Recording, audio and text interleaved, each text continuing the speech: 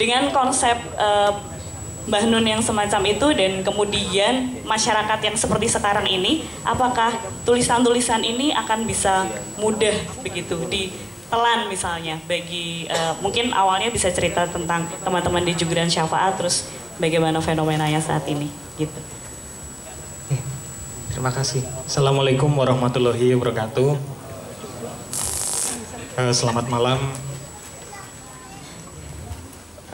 Senang sekali berada di tengah-tengah teman-teman sedulur-sedulur semua di sini. Ini kesempatan pertama kali saya datang ke Bentang ini. Apa yang ditanyakan Mbak Intan tadi ya, dari Daur ini dan termasuk judul malam hari ini kita dikenalkan dengan apa yang disebut Tadabur Daur. Kalau Tadabur sendiri itu di Ma'iyah sudah populer mungkin sekitar 1 tahun mungkin ya Mas Fahmi ya, 2 tahun ya istilah Tadabur itu. Itu sederhananya mungkin ini semacam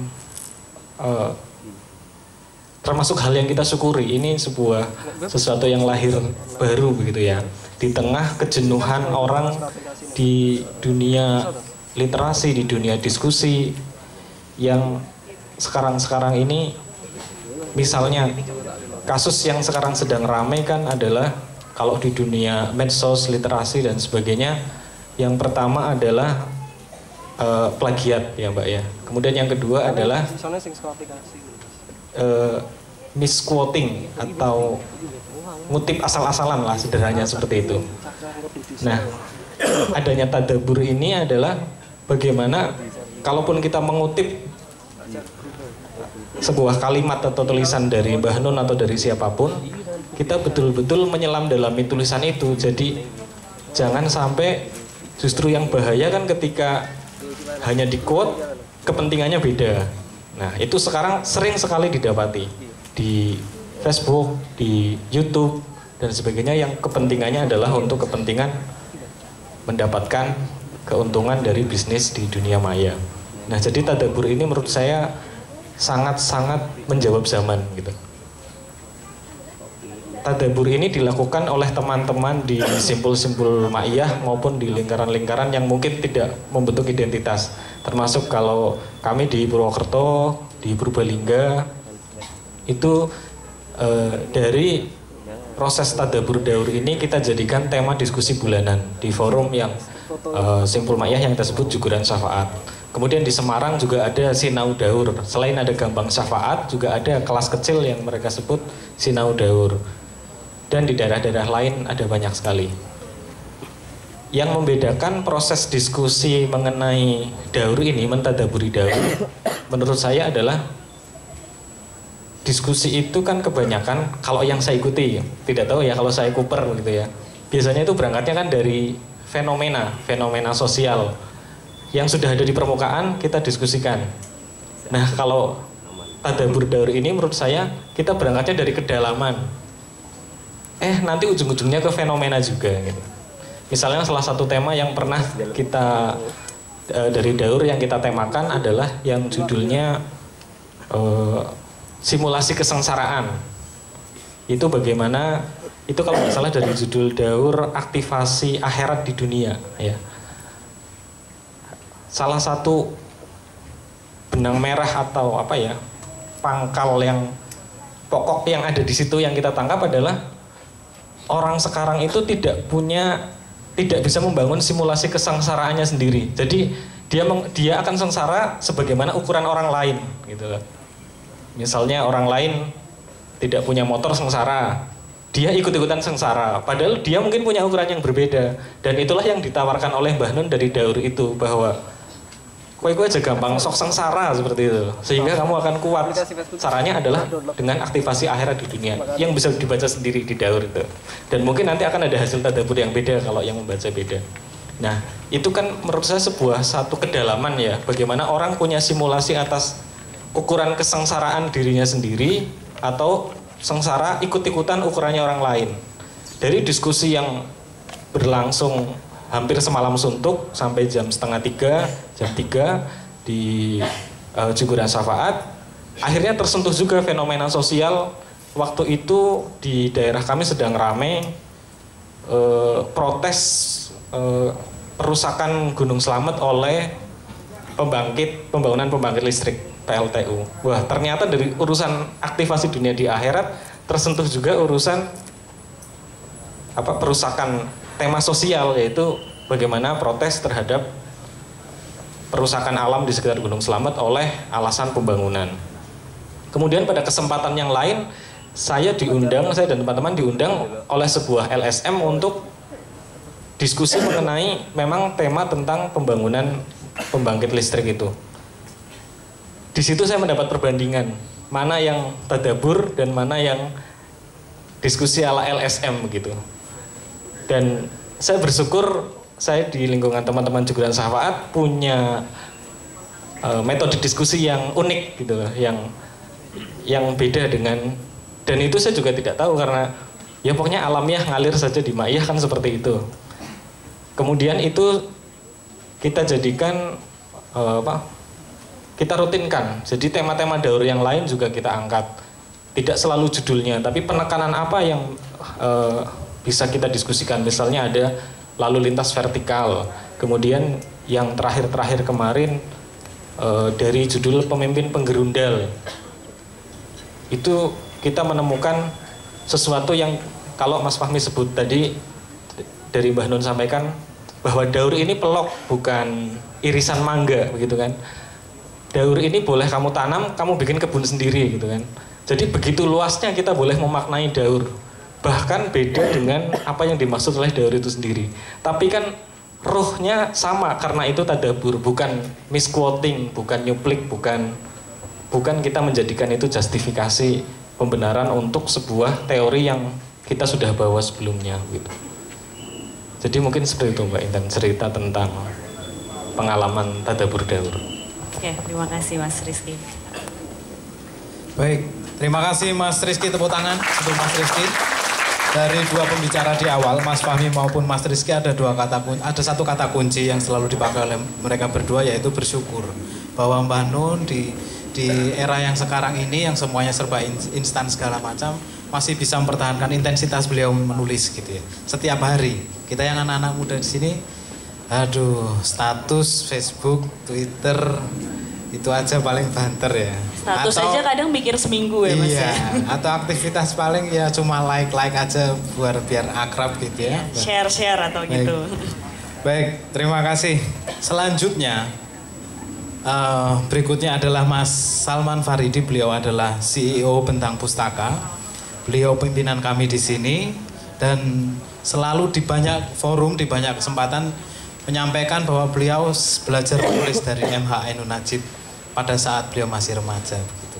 Nah, sekarang tahun ini beliau juga mengeluarkan buku terbarunya yang berjudul 50 kisah tentang buku, cinta, dan cerita-cerita di antara kita. Benar. Nggak hafal ya Mas. Judul yang seru. Mas Salman, mari kita beri aplaus untuk Mas Salman. Dan monggo Mas Salman sebagai penerbit, sebagai pengagum, dan sekarang penulis, ini luar biasa. Bagaimana pengaruh MH Ainun Najib untuk seorang Salman Faridi. Terima kasih. Mas Udin, bismillahirrahmanirrahim. Assalamualaikum warahmatullahi wabarakatuh. Jadi itu memang betul adanya bahwa, dan saya tidak akan malu mengulanginya lagi di forum ini, bahwa saya belajar menulis itu salah satunya juga menjadi copycatnya tulisannya Cak Nun pada saat itu. Saya masih kuliah semester 2 atau semester 3. Dan saya belajar salah satunya dari 2 buku Marquesot itu. Dua-duanya terbit di Mizan. Yang pertama judulnya Marquesot, yang kedua Marquesot Bertutur Lagi. Jadi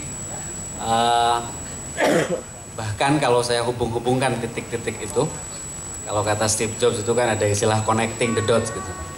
Barangkali yang mengantarkan saya kemudian pada akhirnya bekerja di dunia buku ini ya tulisan-tulisan Cak Nun itu diantaranya. Jadi saya bisa melihat betapa ruang dan waktu sejauh itu ternyata bisa mengantarkan saya diskusi dengan teman-teman saat ini di forum yang pada akhirnya diakhiri oleh Cak Nun. Jadi saya merasa Meskipun Cak Nun tidak pernah mengangkat saya sebagai murid, saya tidak malu mengakuinya sebagai guru. Terutama guru menulis dan hal-hal yang bersifat kedalaman. Nah, betul seperti yang disampaikan Mas Fahmi, bahwa ya ini pelok gitu ya. Dan itu bukan seperti kita memamah irisan-irisan daging mangga gitu yang tinggal dimakan gitu.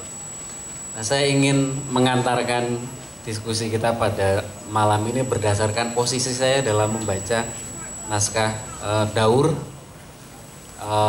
Alhamdulillah sudah terbit dalam 4 volume. Kira-kira saya ingin memposisikannya sebagai seorang pembaca dan penerbit begitu ya. Sebagai pembaca, saya adalah penikmat teks-teks Cak Nur sejak saya masih kuliah, dan saya mengambil sisi yang sangat personal. Saking personalnya, maka Anda bahkan tidak bisa menyalahkan saya, ya. Karena tentu saja teman-teman di sini punya tafsir, punya pemahaman yang juga cukup berbeda dan beragam gitu. Sehingga kesempatan itu kalau kita sama-sama membahasnya dan kita punya perbedaan, itulah asiknya diskusi begitu ya. Jadi kalau Anda tidak sepakat dengan saya, tolong jangan didemo. Nah, dari sisi pembaca, saya sebetulnya terdorong oleh salah satu diskusi. Jadi di Bentang ini kalau setiap pagi kita selalu briefing. Dan di antara briefing pagi itu ada salah seorang editor saya yang editor di Bentang yang menyampaikan bahwa kalau Anda menemukan teks yang sulit, bertahanlah sampai halaman 300. Ya. Saya ingin tanya sekarang, kira-kira di sini kalau ada yang menemukan teks yang sulit, bertahan sampai halaman berapa? Ada yang 10 mungkin ya, ada yang 15, ada yang baru baca pengantarnya saya sudah mumet gitu ya. Tutup lagi. Yang paling judulnya saja sudah ruwet gitu. Gitu. Tapi percayalah, buku-buku seperti itu paling efektif untuk menjadi pengantar tidur. Betul kan? Wah, ruwet ini. Di bawah tidur malah enteng. Nah, saya mengutip salah seorang filsuf yang paling cukup besar penghargaannya terhadap buku itu, filsuf asal Inggris yang namanya Francis Bacon. Dia tuh punya semacam hal yang menyenangkan tentang buku. Jadi dia bilang begini. Jadi beberapa buku itu hanya cukup dicicipi saja. Lalu beberapa dilumat sampai habis, tak menyisakan apapun. Tapi yang terakhir dia bilang, hanya sangat sedikit buku itu yang harus dikunyah, lalu dicerna secara perlahan-lahan sampai habis seluruhnya. Nah, saya memposisikan Daur ini bukan jenis buku yang pertama, yang tinggal diicip-icip terus saya lempar gitu ya. Lalu bukan buku yang dihabiskan seketika itu juga, karena saya tidak sedang membaca novel detektif.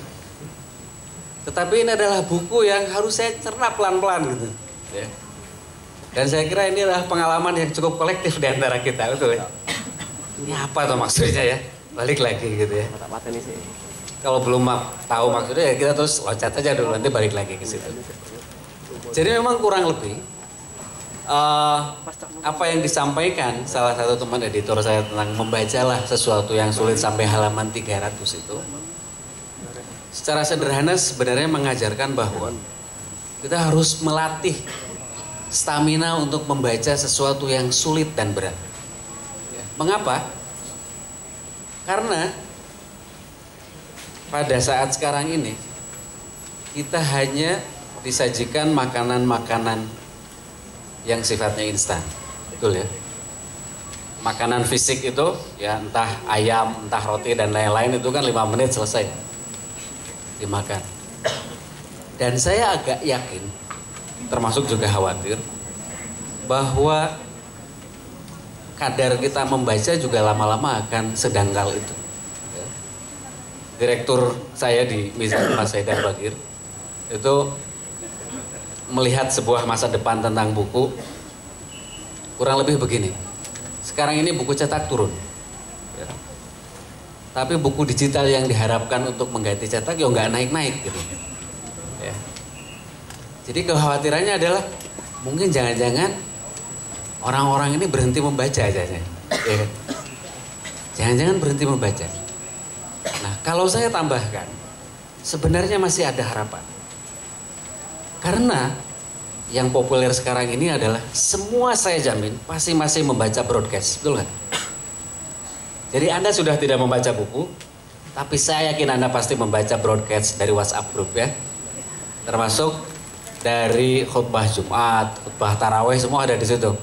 Ya. Bahkan bila perlu di akhirnya disebutkan kalau tidak disebarkan Anda batuk atau apa gitu. Ya nggak pernah nggak terima ancaman-ancaman kayak gitu. Ya, aminkan. Ya. Atau yang populer sekarang ini saya sebut sebagai screen cap journalism. Ya, kalau ada berita di mana-mana itu di capture dulu. Lalu ditambahi viralkan gitu ya. Sebarkan, viralkan misalkan kayak gitu. Nah, jadi saya melihat di tengah kedangkalan-kedangkalan seperti ini, maka membaca sesuatu yang sulit dan berat justru harus menjadi latihan buat kita. Dan itu setidaknya saya bersyukur bahwa Mbah Nun menulis lagi. Gitu ya. Kalau teman-teman melihat bagaimana peta buku-buku agama sekarang di industri buku misalnya, maka yang akan kita dapati adalah di pojok sebelah sana buku dahsyatnya tahajud. Di tengah sebelah sini dahsyatnya sholat sunat. Sebelah sana dahsyatnya puasa-puasa sunat. Jadi yang ada adalah semua kedahsyatan. Sholat semua sudah dituliskan. Dahsyatnya sholat subuh sampai sholat isya ada. Dahsyatnya sholat sunat yang rawatib, nawafil semua sudah ada. Tinggal yang tersisa sebetulnya cuma antitesisnya saja. Misalnya dahsyatnya tidak sholat. Ini belum ditulis. Belum ditulis ini. Jadi lebih sehat tanpa puasa. Asik kan? Atau misalnya meraih pahala dengan maksiat. Itu oksimoron.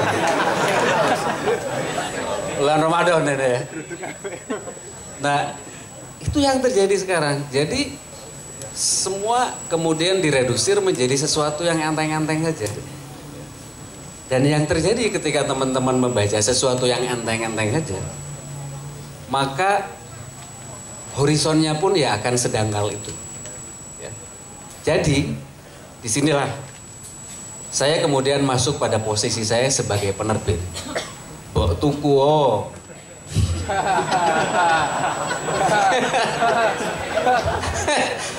Akhirnya nggak enak ya. Malam ini 25% ya? Oh ya. Begitu. Jadi membaca yang sulit dan berat itu adalah latihan. Harus dipaksakan. Ya. Dan teman-teman mungkin nanti bisa baca yang saya tulis di sini. Ini pun sebenarnya juga masih besar kemungkinan bisa keliru juga, tafsirnya bisa salah-salah, tapi tidak apa-apa. Karena nanti teman-teman akan juga menulis hal yang berbeda lagi, dan itu akan semakin memperkaya diskusi kita. Ya. Terus terang, saya tertatih-tatih membacanya. Tetapi karena tertatih-tatih itu bertahan, ya mencoba menembus lapis-lapis kedalamannya, sehingga kurang lebih, oh ini toh maksudnya gitu ya. Nah, jadi ini yang biasanya didapatkan dari kurang lebih ketika kita membaca dan memaksakan diri untuk membaca hal-hal yang sulit-sulit. Seorang penulis bernama Nicholas Carr itu, dia pernah menulis buku berjudul The Shallow. The Shallow itu didedikasikan untuk abad kita, digital age, yang dia sebut sebagai ketika semua informasi yang kita dapatkan itu berasal dari internet. Ya. Bahkan ketika kita sakit, kita Google dulu, ini kita sakitnya apa ya? Gitu. Misalkan budek, terus apa, terus oh fenomenanya apa gitu. Jadi sebelum ke dokter, orang modern sekarang itu sudah mulai menganalisis dulu sakitnya apa gitu. Ini karena gara-gara Google. Tapi ada satu kutipan yang menarik. Ya. Di zaman ketika semua orang bisa di Google, ya, pentingnya buku itu di situ. Jadi bacalah, karena tidak semua bisa ditemukan lewat Google. Ya. Sebagian besar Anda harus membaca buku. Balik lagi, tuku. Nah, tugas saya itu sebagai penerbit sesederhana itu. Bacanya susah, tapi kalau jadi penerbit, saya akan jadi tukang dagang saja. Ya. Sebuah kehormatan bagi saya untuk bisa menerbitkan naskah-naskah. Cak Nun, alhamdulillah sudah buku ke-17 ya, dengan terbitnya Daur 1, 2, 3, 4 ini. Saya kira mungkin itu. Terima kasih. Terima kasih Mas Salman Faridin. Satu hal tadi yang saya ingat sekali dari ketiga pembicara di depan adalah bahwa ketika kita membaca Daur dan kemudian membaca lagi, sesulit apapun, ketika kita merasa pertama ringan ataupun ketika kita merasa sulit atau ketika merasa apakah pemahaman itu sama, kita tidak pernah berhenti untuk kemudian melakukan pembacaan lagi dan terus menerus. Itu semacam adiksi ya begitu. Mungkin kita sudah kecanduan karena di luar kita mendapatkan berita-berita yang kita tidak tahu apakah itu benar ataupun tidak. Jadi mungkin jawaban yang paling bisa kita lakukan adalah ya kita bertanya lagi kepada diri kita sendiri. Nah, sehubungan dengan itu karena tajuk pada malam hari ini Tadabur Daur, kita tidak akan berhenti berdiskusi dengan ketiga pemantik kita di depan, tapi mungkin kita akan ngobrol lebih lanjut dengan teman-teman di sini. Monggo silahkan jika ada teman-teman yang memiliki pengalaman khusus tersendiri dengan tulisan-tulisan Daur atau ada yang ingin dibagi bersama ketiga pemateri ini, kami persilahkan. Baik, saya kira ini mungkin karena waktu juga gitu ya. Jadi iya. Kita hanya membatasi satu termin saja bagaimana? Oke, satu termin dengan untuk 3 atau 4 penanya. Oke, bisa 3 atau 4 nanti akan penanya. direspon, yang bertanya akan mendapat kenang-kenangan print-printan naskahnya Mas Salman.